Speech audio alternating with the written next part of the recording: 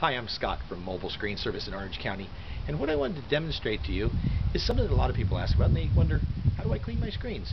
Well, there are a couple different ways that you can clean your screens. Some are a lot more effective than others. When a typical window washing company comes to your home, what they like to do is use a very soft sponge on the screening, and that's really the right thing to do. You also could use a very soft brush. You want to make sure you use water when you take care of your screens.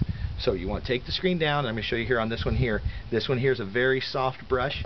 I have another sample here of a brush that actually would be a little bit too abrasive in most cases, because you see how it's got this really strong plastic bristle. This has got a real soft edge. Or, to show you another sample, this particular paintbrush has a real soft edge here, and it's something real soft. Water them down. You can use a gentle dish liquid in with the water into a bucket, and then you gently want to make sure you just cover every single area. This is a small brush. You want to have a much larger one like this brush. Like this works well.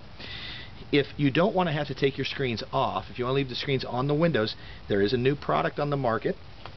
We have it available at Mobile Screen Service. It's called Clean Screens. It's very much like a handy wipe. However, if you were to take a handy wipe or a towel and wipe it across the screening, it leaves lint behind. This does not leave any lint behind. It's a real tight fiber that's on here, made exclusively for screens, so that as you rub it along, it doesn't leave any fibers behind or any residue at all. Really a great way to clean your screen, and you can leave them in the windows when you take care of that. Another thing that people ask me about as far as screen maintenance is, how do I take care of my disappearing screen door? I have one on the front here, and I'll show you. This one here is the screen that rolls up and hides. First of all, you want to make sure that during the winter months, when you're not using your screen, you don't want to have it pulled across. You want to leave it retracted back and hiding inside of its canister.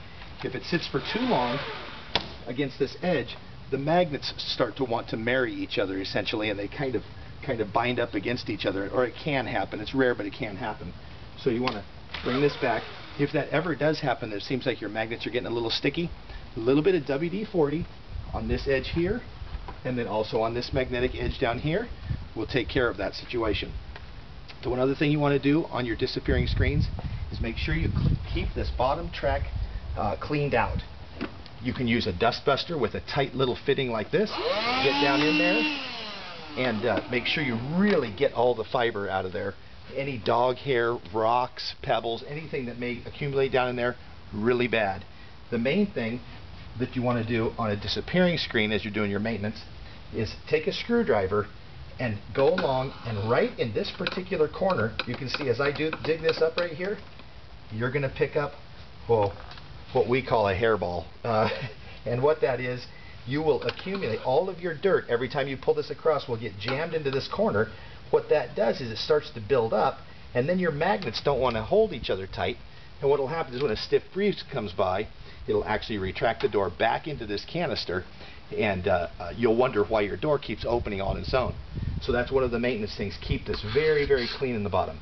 Also, with a disappearing screen, two ways you can clean it. One with the Clean Screens, which is an excellent way to take care of it. The other is you can use the soft sponge and a little bit of dish liquid into a bucket, wash that off, then squirt it. Of course, obviously you need to have your door closed when you're doing that squirting, or else you'll end up with quite a mess.